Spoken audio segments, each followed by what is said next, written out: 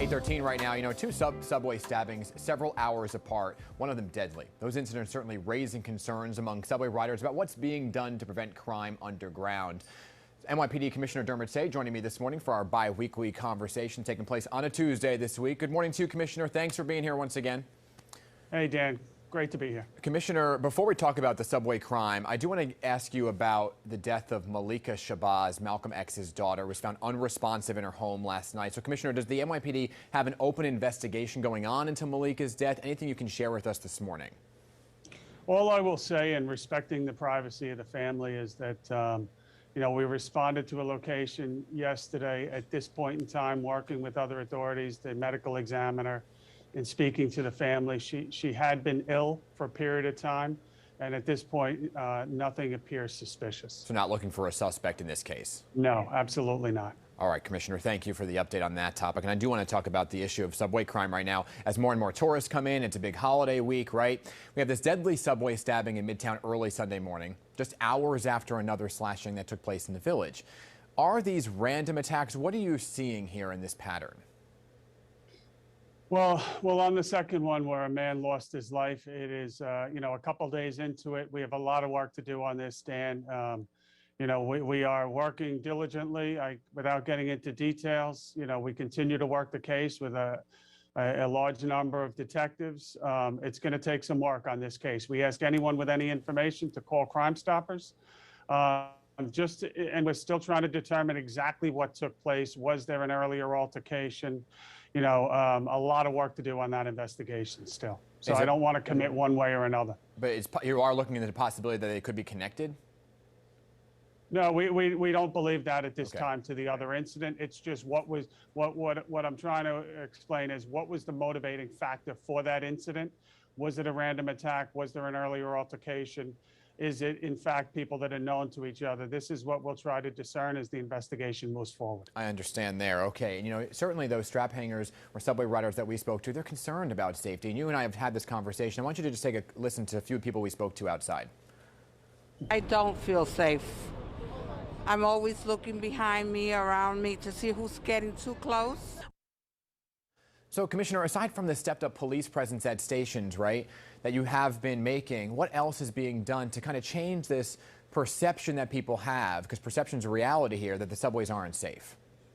No, I think you're right. Perception is a reality. When you step back and look at the subway system, the good news is the ridership is coming back. You see those numbers really increasing.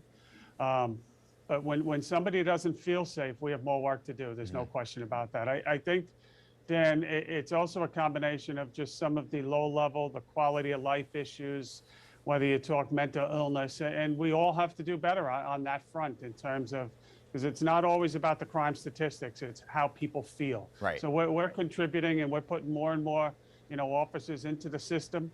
We're very active, as you know, tweeting out, we're making arrests of some incidents on the platform and right after an incident occurs. But where we want to be is the incident never occurs. Right. So we're going to keep at it. So putting more resources is something you're doing? Oh, we've been doing that for the last year continuously, and we'll continue to modify. All right. And as we talk about the subways and safety, many obviously making their way on subways to the Macy's Thanksgiving Day Parade. Big year because it's back in person, right? But given just what happened in Wisconsin at the holiday parade there, are you altering security plans at all? And are there any threats at this time? Well, we have a blueprint, Dan, and it's a pretty solid plan, but we always modify based on what are the current conditions, what are the existing threats, and there are none right now, so people should know that. But what is the intelligence we receive? What incidents happen across the country, and are we in a good place to prevent it? The good news is it's going to be great weather. Yeah. It's going to be a phenomenal day. Bring the kids out. It's going to be, Santa coming down. As he always does, and we'll be prepared. We'll deal with the security piece. Any advice for folks who are heading out there this week? Dress warm and say thank you to a cop. Well, there you go, right? And Commissioner, there is a ripple effect of what happened in the verdict for the Kyle Rittenhouse trial, right? It led to protests across the city, many of them peaceful. However, there were some demonstrators that caused property damage in Queens. A handful of arrests took place. Mayor-elect Eric Adams called them, quote, professional anarchists that infiltrate cities to create violence. Do you agree And are there any information on who these individuals were and what they were planning to do that night? I do agree, and I think he's probably being too kind. I would have different words, but we're on a family channel, so I'll keep them to myself. When you look at that verdict that came out, there were a number of protests, which are fine. We support that. This is such a small fraction at this point. It's a few knuckleheads, Dan, that will protest the sun coming up and the sun setting at the end of the day at this point. That's where we are. They advertise any number of things they're protesting. They're out for destruction. And it's way past the point in time, in my opinion. We need the prosecutors to hold these people accountable for what they do. Mm-hmm. How dare they attack people's personal property and destroy a neighborhood as people are struggling to survive? Put them in jail where they belong, and let's move on and keep improving New York City. Commissioner, thank you. And the last time we were here, and I know you always smirk when I ask you this, but there is a new administration coming in, and so I'm wondering if there's a transition team in place and what your future plans are.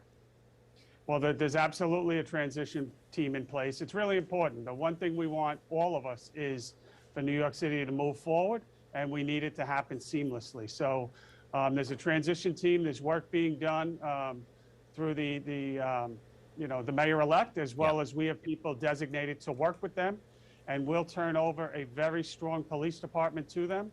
As for me, I'll be busy, and more to say on that later. Oh, come on. Can you say it now? Sorry, Dan. I could, but why not tease you for another month? for the next appearance. I was going to say, I mean, you just got the background situated after all this time, and it's a new background.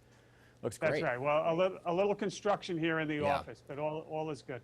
Plans for Thanksgiving? Are you cooking? Same as every year. Mom's cooking. You can't compete with Mom. She does a great job. Most of the family will be around the table, and first I'm going to be hitting the parade. It's going to be a great day for all New Yorkers. Come on out and enjoy it. Commissioner, thank you for being here today to talk about all these topics. Have a happy and safe Thanksgiving to you and your family. You too, to the whole Channel 11 team. Thank you. Thank you.